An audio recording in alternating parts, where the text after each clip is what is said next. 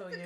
Oh, girl, when you get somebody with dreads and they over the top of you, and Stop it! and you know you go to the car wash and those things. No Yes, way! I call it. That's a Charmaineism. Yeah, The way sorry. she advertised that, now I'm into it. Right, I just took guys with locks up 10 points. You did. You did. Point just went up. You fellas. did. Oh my gosh.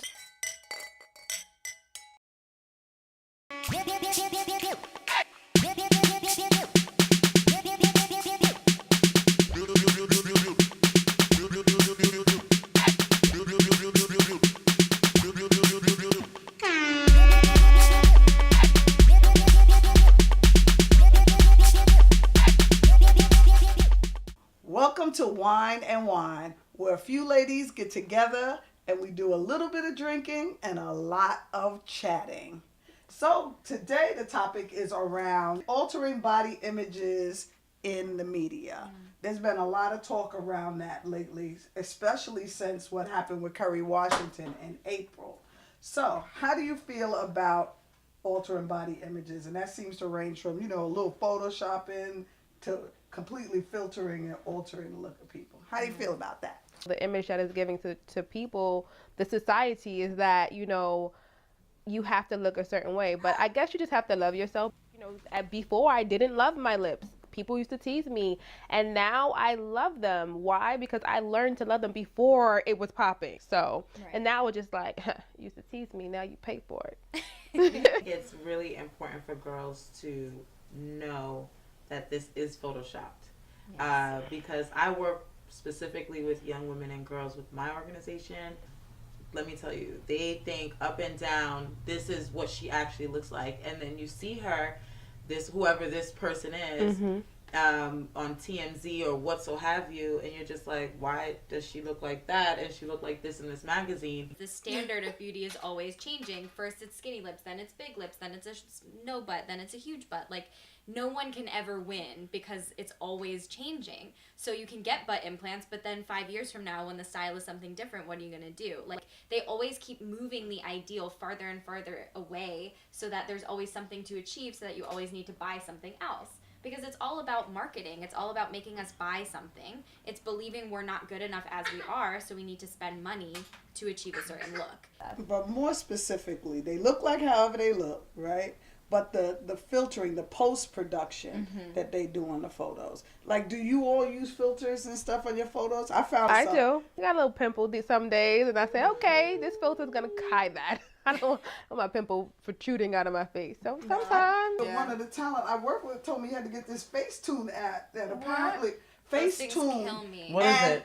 It's like Photoshop in a jar. On your phone. It's like an app where you can smooth out your skin. You can even add makeup on. No, some you can of do them. everything. She Crazy. made my waist 3 inches. We were playing with it. She did this. Really? And my waist was like this big, and then she had braids in her hair, and we were taking a picture. She's like, too much scalp there. So she took a picture of one braid, and then she put the braid in the hole in the hair.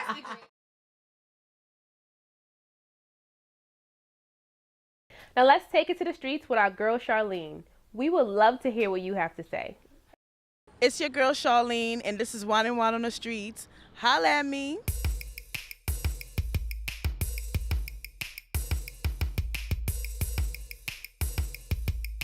Do you Photoshop your photos before you put it on the internet? I do not Photoshop my photos before I put them on the internet. No, I do not do that. Yeah, I mean, occasionally I'll throw a few filters on there, and sometimes I'll edit out my acne or something like that, but not every picture, but on some of them. Do you Photoshop your photos before you put it on the internet? No. That was so dry. Why? Because I feel like photography is all about the art, like true art. It's basically like what you're capturing. It's not what you're modifying. Because I think if I want to post a picture on the internet, I don't think I need to alter it at all. I really want to share the actual experience that happened originally, so I don't want to change anything about it. Oh, that's good. I filter mine. Sometimes it depends on the filter. Right. Why? I do not feel like it is necessary. One, I don't want to do the work to do it. Usually when I post photos on Instagram, I just get a quick preset filters, that just to make it look a little fancier, but nothing big. Yeah, I do too. I use certain filters on like Snapchat because they have like this great filter I love. Yes. That's all we have for today. When you see me on the streets, holla at me. What do you think about this quote that only 5% of women naturally possess the body type that's portrayed in media? I say I think the that's media. so true. It makes perfect sense. Yeah, that's so true. That is so true. Yeah. Because the girls that you see on the television aren't the same girls that you're gonna see sitting next to you on the train, on the bus, or walking to Target or what so have you. Those are not the same girls, not the same body type. They don't look as clean and as airbrushed and as filtered and as photoshopped as they do on television. And you know why they do that? Is because that means the other 95% of women are going to go out and do things and buy things to look like that 5%. Well, the body type does change, right? So in the 60s, Oh, yeah, that I was changes. the truth. You know? I hear that. Hey, I hear Marilyn that. Monroe was a 14, right? And all of those women back then, they had some junk in the trunk. And, you know, then it got to, in the 70s or so, there was this Twiggy thing. Yep. And she was super thin with no boobs. Yeah, and in the all 1920s of too, that. they would tape their boobs down so that they would Yeah. be flat. They wanted to look like boys. You know, Right. none of the dresses had any shape. It was just straight down. It changes all the time. My brand of beauty is what makes me different. It makes me unique. And I think that's important. You know, I don't want to look like everybody else. I want to be Leah and have that be beautiful. And people can look at me and say, that's Leah's beauty. That's Akira's beauty, you know? And we don't have to be in competition. Because we're, like, as women, we're bred to be in competition with each other. It seems like society is looking to emulate all things black, all kind of old school black stuff. Braids, right? Boxer First of all, braids. they're boxer braids. They're trending. What? But They're here's the cornrows. thing, you know, they want to look black in many ways, but they don't extol black beauty, nor do they want to have the black experience. So That's like the video that they were talking about with Taylor Swift. And Wildest she's Dreams, singing? where she's in Africa Yeah. and there's no black people around that one. no, I didn't no, even know about that one. Well, But the either problem way. too is that people take what came from black culture and then don't ever attribute it to the fact that it came from black culture. you're not You gonna know? have cornrows next week, are you? No, I don't. I just don't think I could pull it off. Really. You could. But anyway, I mean, it's that people aren't paying tribute to where it came from. No one's acknowledging its black culture, and no one is also acknowledging the fact that people were put down for that beauty standard. Like, we were talking about this earlier, how cornrows used to be unprofessional and, you know, sloppy looking and ghetto. But now if a white girl does it, it's all of a sudden super cool and trendy. Well, in April, a young lady at Zara, I want to say, at Zara got fired because they thought her braids were too radical or something. Oh my gosh. And she made a lawsuit around that. Juxtaposed Farewell. to Yeah. how braids are being featured on these white models as a new hot trend while this young lady is being fired. Exactly. How do we take back the power of our features?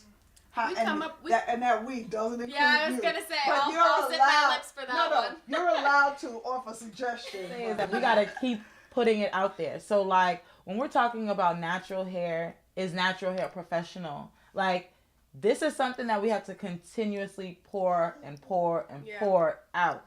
So we can't say, okay, well your hair is natural, but when you go on an interview, you can't have a natural hairstyle because now you're not gonna get the job. You know, like what we have to do. But that's what real we have talk. You know, I was just reading a study recently that came out. There was an interview, I'm lying, that I saw a tape around a comment that someone made because venture capitalists tend to only fund people who they can relate to, right? And black women are only funded out of all of the people they've surveyed, only 2% black women. But what I'm saying is, if we're in a culture that hasn't accepted us, what can we do until the day comes? Even if it only took 10 years, until the day comes, how can we take back our power in the midst of a society that doesn't embrace or acknowledge it? Continue to be innovative, continue to become entrepreneurs, and continue to provide jobs for people like us. That's all I can And the other honestly thing that say. I can offer as someone who tries to be an ally for... I thought you was going to say tries to be black. Learn something new about you. Go ahead. No, but Words like, coming you know, for someone like me who's born with a certain amount of privilege, I feel that it's my responsibility to use that privilege in a way to help people who weren't born with that privilege, you know? Yeah. So I try to speak out about these things as much as I can to try and educate people who are also white, what black people go through, and, you know, the oppression and systemic racism, because so many people refuse to admit that that's a problem. Well, you call them out on their cornrows, though. I personally haven't seen anyone, like, Your in friend. person. They don't with go to cornrows, Jamaica and come back but- with those cornrows and they pay like $15 With the beads at the end. Don't forget the beads. And the tin foil. With None the of your beads. friends- With the None of your beads. friends never came home talking about no problem, man, with the 4 cornrows down the side of their head. No, but Oh, if they okay. did, but I mean, the thing is, I try to have conversations with people about cultural appropriation, about oppression, and about how things, because often I think the issue is people don't even know they're doing it. They just don't know that they're doing it. And then They don't once know they're getting big lips because of the black lip. they know they're doing that, but they don't realize how that's actually hurting the black community. They don't recognize that that's actually a form of silent oppression. You know, like they don't understand how that can be harmful. So Yes, for Leah. someone like me, it's really important to use my position of privilege to actually help further communities that How's are that struggling. work with your circles when you call them out? Pretty well so far. I mean, Okay. people are... I'm lucky, though, that I went to a school that was very liberal and open-minded, and, you know, people fight for that sort of thing all the time. A lot of my friends are activists. So I tend to already be in those circles, so I try to find ways to put myself in circles where that isn't the common opinion, and then Right. be You able don't to need talk about penicillin it. on a person that's already healthy. Exactly, exactly.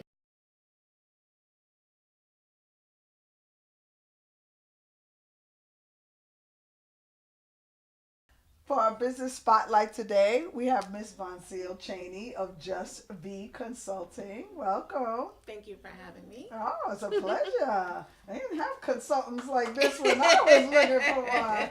Yeah, so tell us a little bit about your business. So we empower people to master life through consulting and coaching. Our main service is resume writing, and then we offer interview coaching as well as how to dress on an interview, budget planning, just anything that a normal person would need to master life, to get from one level to the next level and beyond. That's what we do. What are some of the basic tips that you give people to let them have a resume that stands out? Well, the basic tips are to know where you are in life, because what people normally do when it comes to resume, people always focus on one particular style or one particular genre, but you really need to know where you are first in order to have your resume. For example, you have the college students who have never worked a day in their life. They need an entry-level resume, and that just highlights the things that they do, such as volunteer work. Through consulting, we scope out talent. Because there's a lot of time you're sitting on talent that you don't know you have. So it sounds like you help people recognize what in fact they have achieved in life. Because I know a lot of people, they don't even realize how much they've done. I'm sure there's a lot of our listeners that will really, really, really benefit for some of the insights that you have to offer. So thanks for coming. Thank you guys for joining us for another episode of Wine Whine. Comment below. Don't forget to give us a topic. We're always looking for something new to talk about, and wine. All right, so every Tuesday, 7 p.m. So for those of you sitting at home wondering what we're drinking tonight, we actually are having a Viñas Chilenas Merlot. This wine is dry, it's deliciously smooth and tangy, and it's got notes of tart cherry. This would be really good to pair with a vegetable dish. So if you're looking to pick up a bottle of this, just head to your nearest Trader Joe's. Best part, it's pretty inexpensive. Enjoy.